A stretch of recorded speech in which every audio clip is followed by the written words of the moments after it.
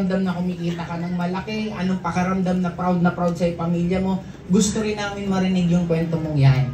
Kasi katulad nga sa sinasabi ko, next, eto po yung mga kasamahan ko, yan. We have different stories.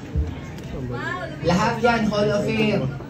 Gusto nyo malaman anong kwento before naging Hall of Fame? Upline Carlo, laging sumasakayan sa bus.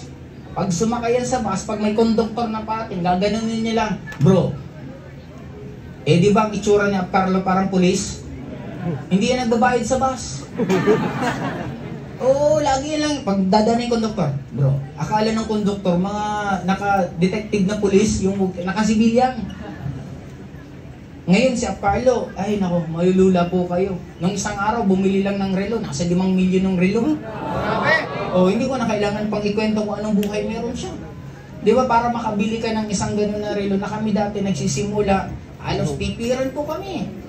Kung ano po pinagdadaanan mo, yan ang pinagdaanan namin. Dati may kinakainan kami sa Makati, 29 pesos.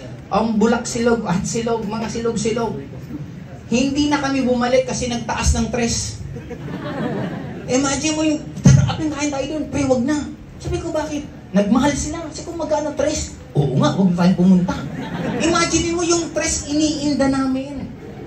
Imagine mo kung anong buhay namin meron noon, parang uminda ka sa 3 piso.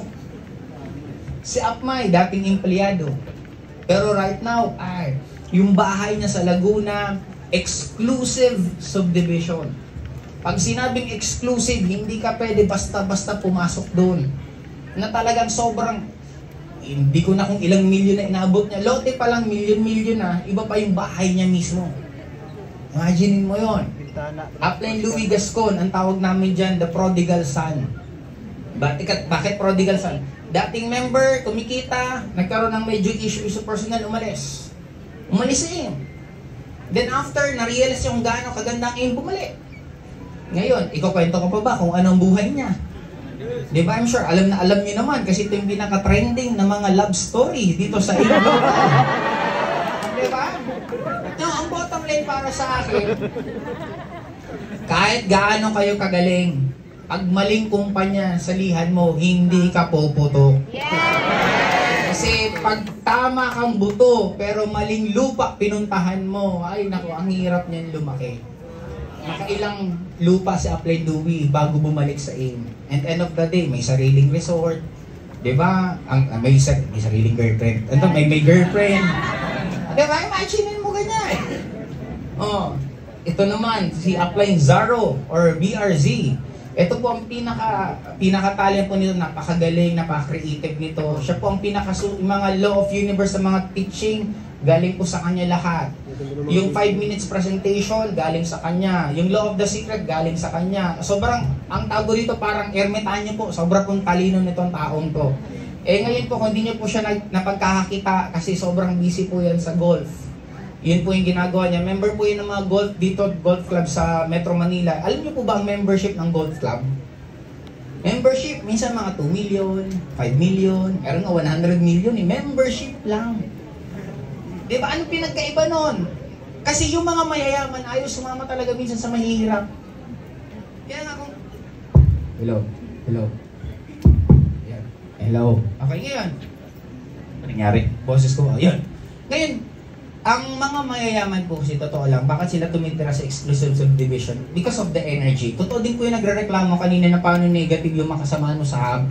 Kaya nga kailangan nyo kumita ng malaki para hindi ka lagi kasama mo yan. Kasi pag kasama mo rin yan, mahahawa ka rin dyan. Kaya ang mga mayayaman gusto din, kaya nga diba, anong pinagkaiba ng mall ng Podium sa SM? Ang may-ari isa lang.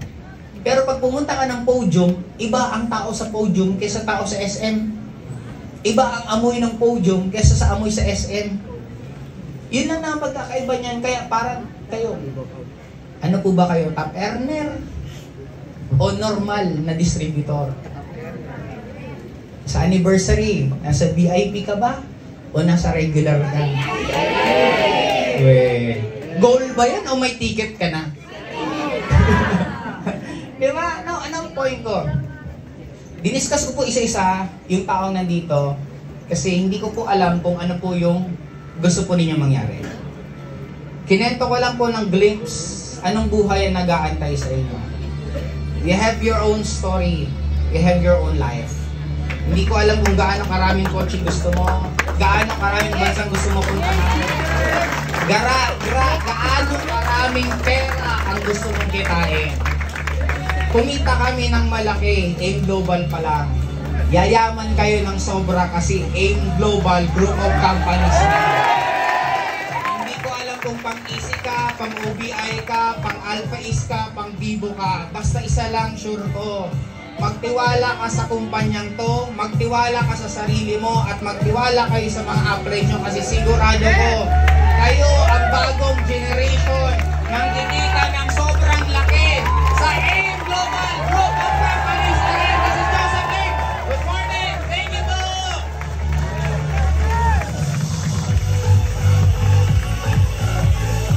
Ayan, milyong-milyong palakpak.